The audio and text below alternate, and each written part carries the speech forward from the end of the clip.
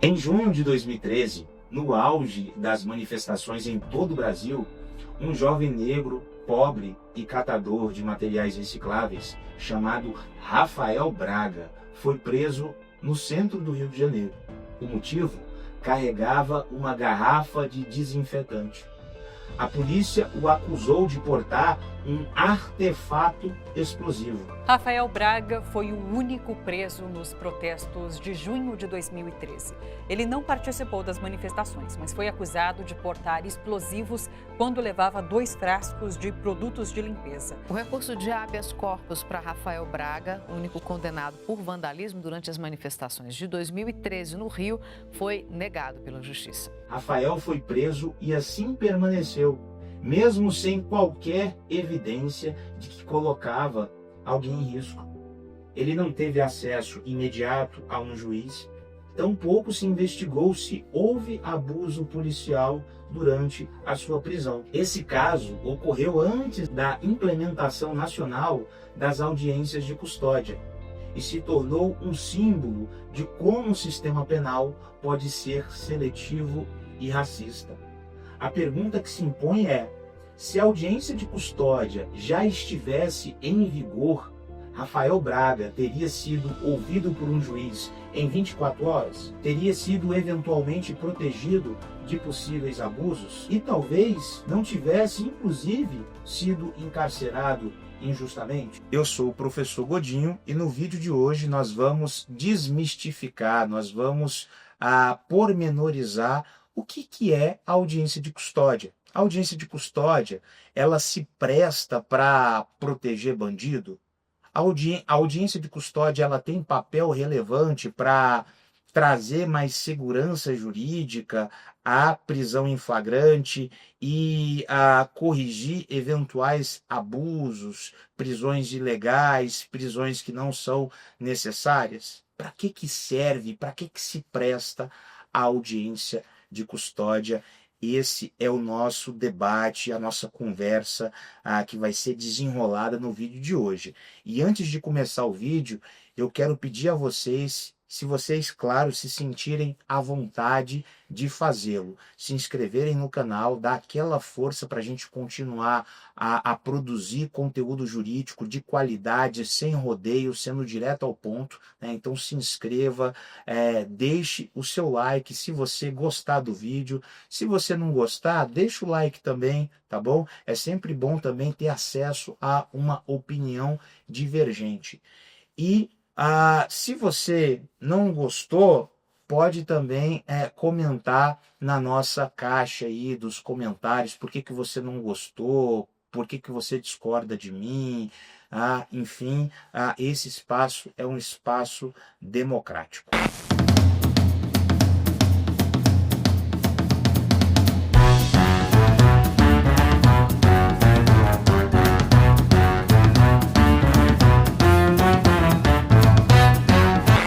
Pessoal, um minutinho aqui da atenção de vocês. Para você que está gostando do canal, acompanhando, você que se interessa pelo debate jurídico, você que quer se apropriar do debate jurídico, ou até mesmo você que é estudante do direito, jurista, que quer acompanhar esse debate mais aprofundado que a gente tem proposto aqui no canal. A gente está organizando a possibilidade de vocês serem membros e apoiadores do nosso canal. O membro e o apoiador do canal, ele vai ter acesso a conteúdo exclusivo, vai ter acesso ao grupo do Telegram, e aí no grupo do Telegram a gente vai organizar verdadeiros fóruns de debate, de discussão a partir dos materiais exclusivos que eu tenho produzido ao longo da minha experiência enquanto advogado criminalista que sou e também na condição de professor de direito nas disciplinas de processo penal e de direitos humanos e internacional, né? Fica o convite a vocês e vamos juntos fortalecer o debate público a partir de parâmetro científico, a partir de rigor técnico e dogmático. A audiência de custódia, ela tem a previsão inicial em tratados internacionais de direitos humanos, né? Estabelece que é direito da pessoa presa, a pessoa que foi capturada, que foi detida, ela tem o direito de ser apresentada, o direito humano de ser apresentada à autoridade policial. E não pensem vocês que isso é só um direito relevante para a pessoa que está sendo capturada, presa. Isso é muito importante para o servidor público, para o policial que está realizando a captura, né? Porque essa audiência ela vai, a um só tempo, garantir o direito da pessoa que está sendo capturada e também vai atribuir mais confiabilidade e segurança jurídica à atuação do agente de polícia, do servidor público que atua na segurança pública e que realizou aquela prisão em flagrante. A partir disso, né, o nosso Conselho Nacional de Justiça, que é o CNJ, né, não é um órgão jurisdicional, é um órgão mais de gestão do Poder Judiciário e também é um órgão correicional dos magistrados. O que significa isso, Rafael, professor Godinho? O que significa órgão correicional dos magistrados? É o órgão que pode punir administrativamente os juízes, é o CNJ. Né? E o CNJ ele é muito importante na medida em que ele também vai unificando a interpretação das leis, vai emitindo resoluções sobre determinadas condutas.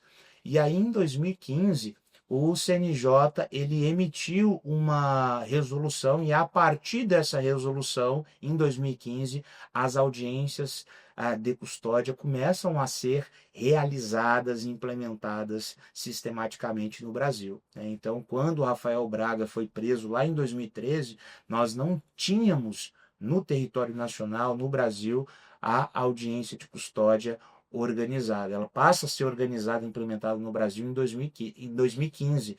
E só em 2019, com o pacote anticrime, e aí passa a entrar em vigor o artigo 310 do Código de Processo Penal. E aí o Código de Processo Penal, ele, no seu artigo 310, a partir de 2019, ele atribui um status de previsão legal no Código de Processo Penal da audiência de custódia, né? Então essa é a dimensão positiva do nosso debate. Esse é meu compromisso aqui com vocês, trazer essa dimensão jurídica positiva numa linguagem mais acessível, né? Mais palatável. E a audiência de custódia, ela vai se prestar para quê, professor Godinho? Bom, num primeiro momento, ela vai avaliar a legalidade ou não da prisão, daquela prisão ali em flagrante. Aquela prisão ela foi legal, né? E aí o que o juiz decide? O juiz ele vai homologar ou não a prisão em flagrante. Se ele homologou, significa que a prisão é legal. Se ele entende que a prisão é ilegal, então ele não vai homologar o flagrante. E aí, qual que é a consequência jurídica disso? Toda prisão ilegal ela deve ser relaxada. Isso está lá no nosso artigo 5º da nossa Constituição Federal, tá certo? Prisão ilegal deve ser relaxada. E num segundo momento, depois de homologado ou não a prisão em flagrante na audiência de custódia, aí o juiz vai decidir se, bom, nesse caso aqui, eu preciso transformar a prisão em flagrante em prisão preventiva. Eu posso substituir a prisão, uma eventual prisão preventiva, por medidas cautelares diversas da prisão. Está lá no artigo 319, as medidas cautelares de natureza pessoal, né, ou medidas cautelares diversas da prisão. Então é isso que o juiz vai decidir num segundo momento na audiência de custódia. Aí é importante vocês saberem qual que é a composição da audiência de custódia. A audiência de custódia ela é presidida por um magistrado, por um juiz, e aí também faz parte da audiência de custódia, claro, né, a pessoa que foi capturada, a pessoa que foi detida, e também o advogado. Essa pessoa ela precisa estar acompanhada de um advogado. Se não tem advogado, ela vai ser acompanhada por um defensor público, tá certo? E também nós temos a participação do Ministério Público Professor Godinho, por que o Ministério Público ele tem que participar da audiência de custódia se eu ainda não tenho ação penal? O Ministério Público é o titular da ação penal. Olha que interessante. O Ministério Público ele tem duas atribuições conforme a nossa Constituição, lá no artigo 129. Aliás, tem várias atribuições, mas eu quero ressaltar aqui duas. Ele é o titular da ação penal, ele propõe a denúncia, depois a gente vai ter um vídeo específico sobre isso, sobre denúncia, sobre o Ministério Público. E ele também é o fiscal da ordem pública, ele cumpre o papel de custos legis. Então essa participação do MP na audiência de custódia é como fiscal da ordem pública. A gente já falou um pouquinho aqui sobre o marco legal. O que é o marco legal? É a dimensão do direito que disciplina o instituto, que disciplina a matéria. Isso é muito importante. Esse é o ponto de partida do estudo do direito, é você saber qual que é o fundamento normativo do instituto, do conceito que você está estudando. Isso é muito importante, né? Esse é o ponto de partida. Então, o marco legal da audiência de custódia começa lá no Pacto São José da Costa Rica. Professor Godinho, esse Pacto São José da Costa Rica, ele é um tratado internacional de direitos humanos, tem relevância aqui no Brasil?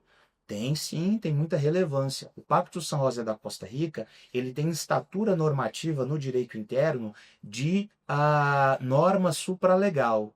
Meu Deus, professor Godinho, o que significa isso? Olha que interessante. O Supremo Tribunal Federal, ele recepcionou a teoria do duplo estatuto.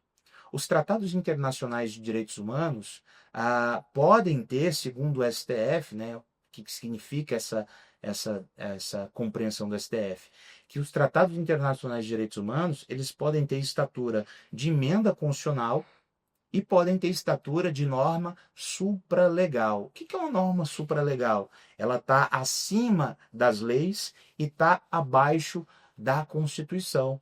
Então, o Pacto São José da Costa Rica, hierarquicamente falando, ele é superior ao Código de Processo Penal. Olha que interessante.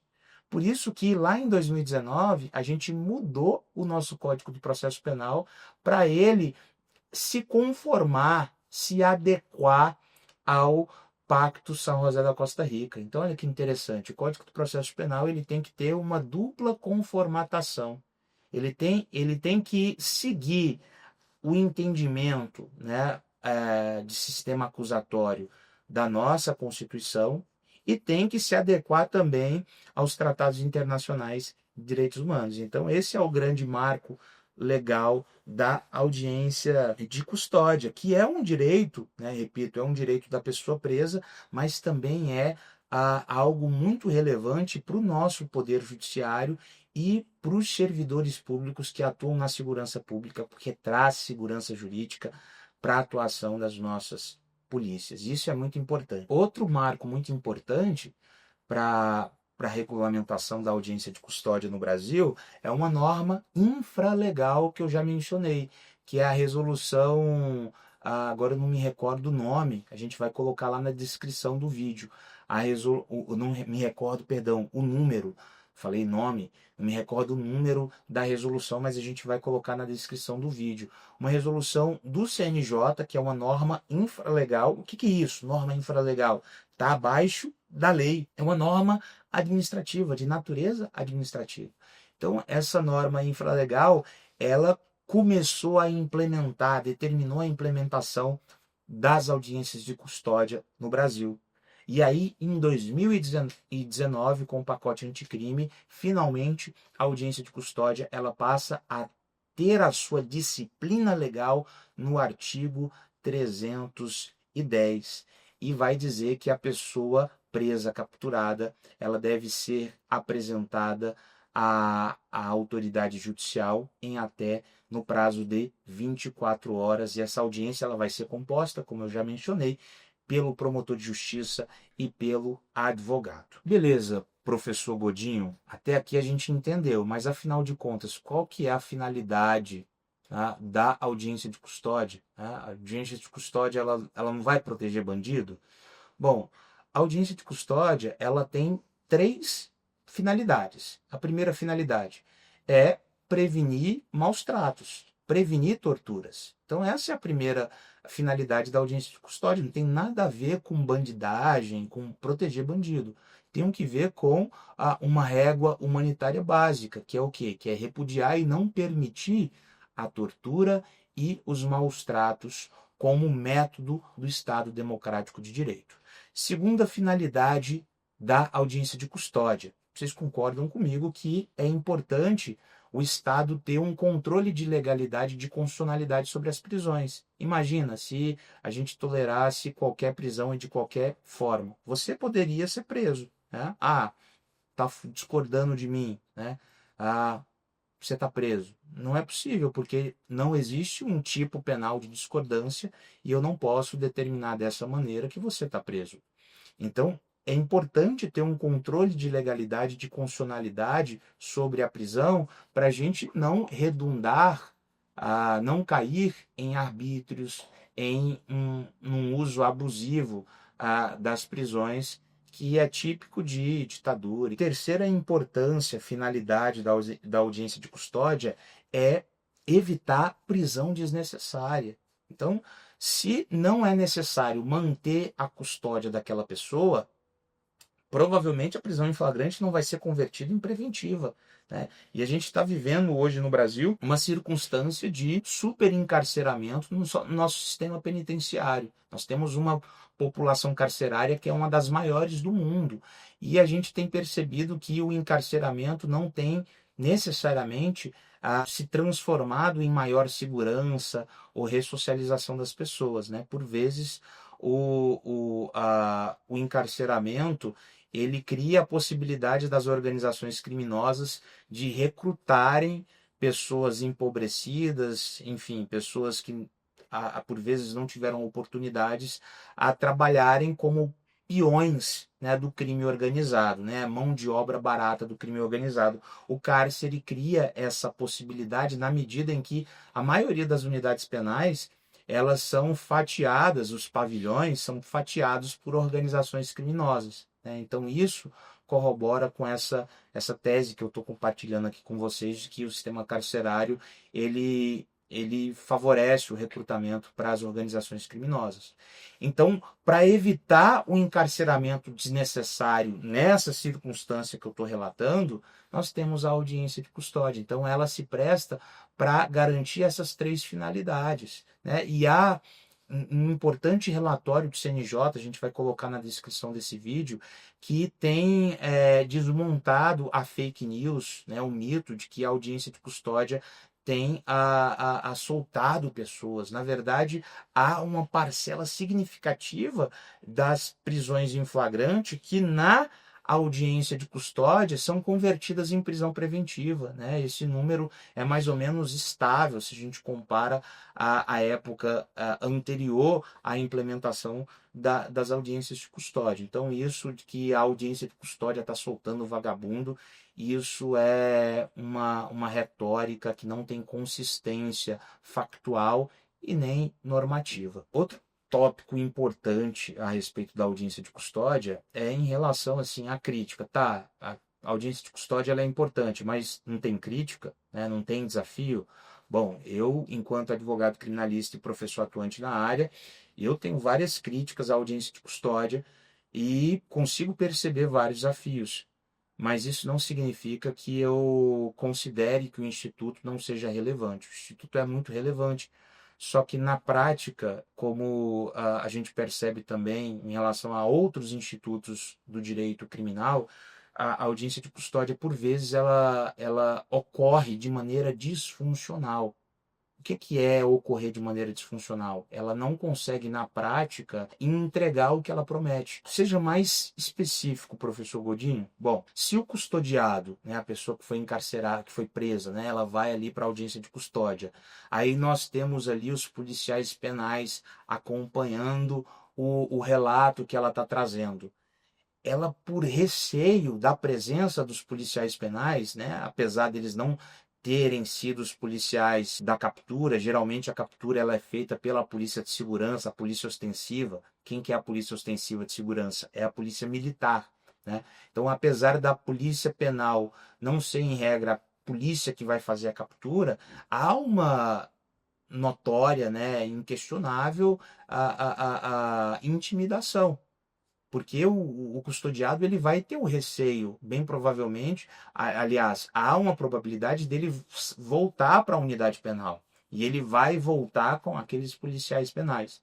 Então, por vezes, o custodiado ele não fala sobre os maus tratos, ele não fala sobre torturas com receio da autoridade policial. E já há aquela desconfiança no imaginário do custodiado que o direito não é para ele, que o poder judiciário não é para ele, né? Então, por vezes, nós não temos acesso aos relatos de tortura e de maus tratos por essa intimidação assim que eu consigo perceber nas diversas audiências de custódia que eu já acompanhei. Segunda crítica a que eu percebo assim que é necessária que seja feita a audiência de custódia é a homologação de flagrantes que não deveriam ser homologados. Então há na cultura jurídica uma dos magistrados de eventualmente homologar prisões em flagrantes que há contornos de ilegalidade,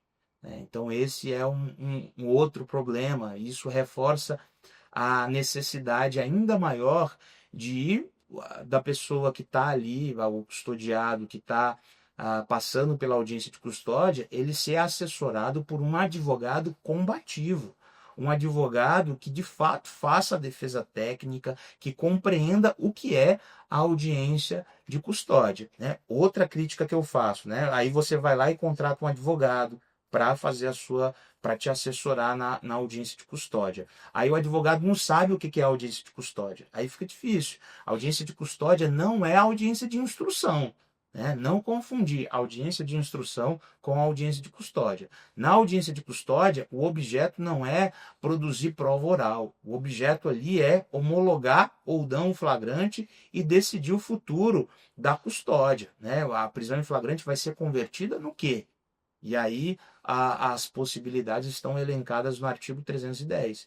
Né? Então, por vezes, eu percebo essas dificuldades, eu tenho essas críticas à audiência de custódia, né? A gente precisa mudar a cultura jurídica do nosso país, a cultura, especialmente a cultura dos nossos magistrados, precisa ser uma cultura mais permeável ao direito internacional, aos tratados internacionais de direitos humanos, às mudanças legislativas que nós tivemos a partir de 2011, que estabeleceu um rol diverso de possibilidades de custódia que são alternativas à prisão preventiva, né? Então, os nossos desafios eles perpassam por essa mudança de cultura jurídica, né? A gente precisa compreender que o populismo penal, que a gente tem tanto apregoado nos últimos anos, né, que é tão apregoado por esses jornais sensacionalistas, né, como é o caso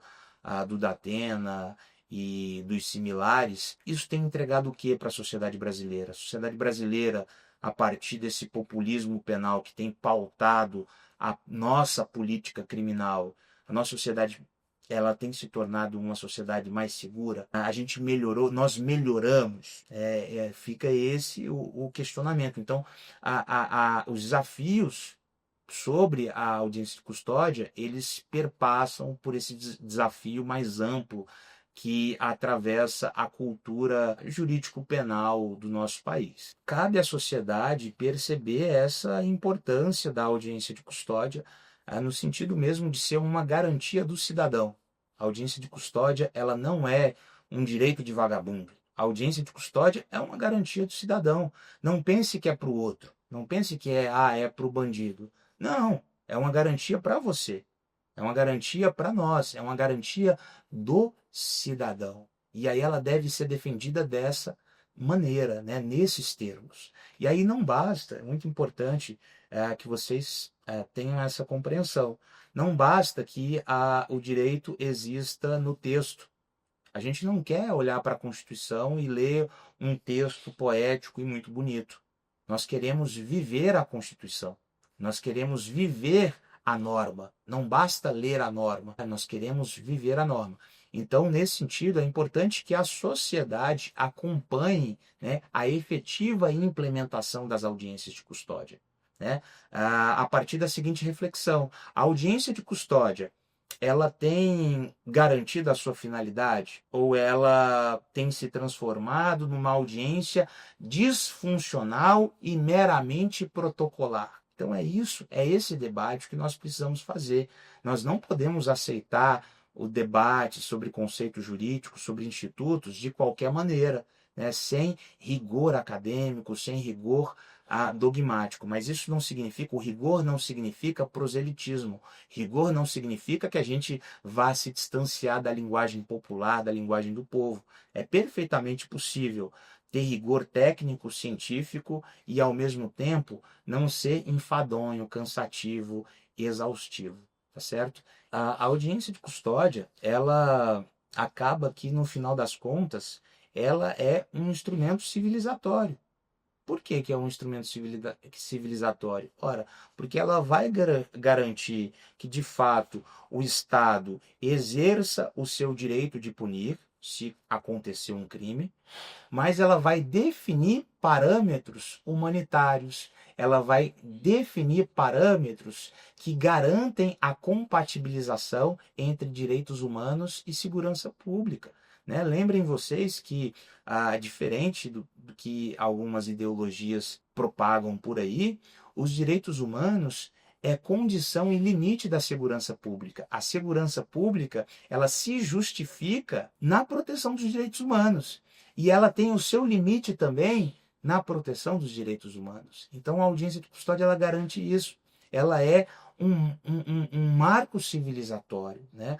E é fundamental, pessoal, que a gente aprofunde o controle legal sobre as prisões. E eu digo mais: além da audiência de custódia, o Brasil precisa discutir com muita seriedade, com rigor técnico, jurídico, acerca da implementação das câmeras, né, de monitoramento, as câmeras de segurança, nos uniformes da polícia ostensiva, da nossa polícia de segurança, que é a polícia militar.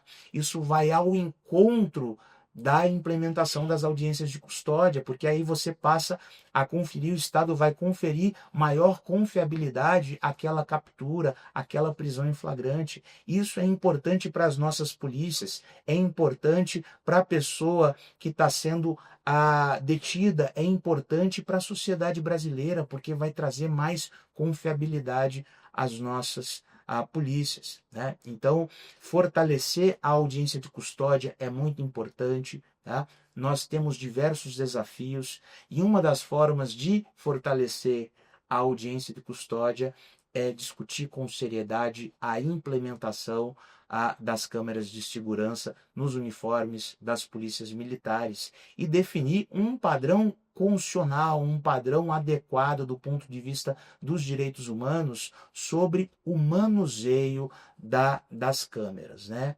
Não basta, repito, não basta ter um instituto, não basta ter o conceito. A gente precisa se preocupar, nós precisamos nos preocupar na prática desse conceito. Na prática, esse conceito, esse instituto, ele tem garantido a sua finalidade ou o seu funcionamento é desregulado, isto é, disfuncional. Na prática, é um instituto disfuncional. Essa é a preocupação que nós precisamos ter. Esse é o desafio que permeia não só o debate sobre a audiência de custódia, mas sobre diversos institutos implicados na persecução penal e nas ciências criminais. É isso, pessoal. Meu muito obrigado se você acompanhou o vídeo até aqui. Se você gostou do vídeo, eu vou pedir aquela força, se você se sentir à vontade, né, de se inscrever no canal, de ativar o sininho, de dar o seu like. Comente aí se você gostou, se você discorda da minha posição. Comente aí que eu vou fazer um esforço para responder as questões que vocês colocarem, para dialogar com vocês, tá bom? E todo o material que eu for fazendo referência, que eu falei ao longo do vídeo, repito, vai estar na descrição. Meu muito obrigado e até o próximo. Até a próxima.